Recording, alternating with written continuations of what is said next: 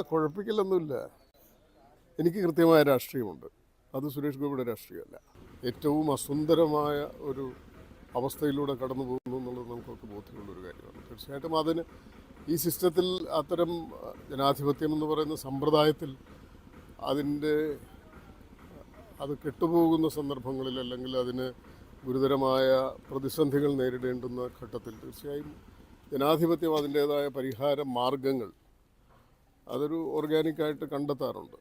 അത് സ്വാഭാവികമായിട്ട് സംഭവിക്കുന്നതാണ്. നമ്മൾ അടിയന്തരാവസ്ഥയ്ക്ക് ശേഷമുള്ള കാലഘട്ടത്തിൽ അത് കണ്ടതാണ്. ഒരുപക്ഷെ ഇന്ത്യൻ ജനത ഇത്രയധികം രാഷ്ട്രീയമായി ഇത്രയധികം രാഷ്ട്രീയ ബോധം ഒരുപക്ഷെ ഉണ്ടായിരുന്നില്ലാത്ത ഒരു കാലത്ത്, ഇത്രയധികം കമ്മ്യൂണിക്കേഷൻ സംവിധാനങ്ങളില്ലാതിരുന്ന കാലത്ത്, ആളുകൾക്ക് അക്ഷരാഭ്യാസം ഇതിനേക്കാളൊക്കെ വളരെ കുറവായിരുന്ന കാലത്ത്, പത്രം വായിക്കുന്ന ആളുകളുടെ എണ്ണം ഒരുപക്ഷെ കേരളം ഒഴിച്ചുള്ള സംസ്ഥാനങ്ങളിൽ വളരെ കുറവായിരുന്ന കാലത്ത്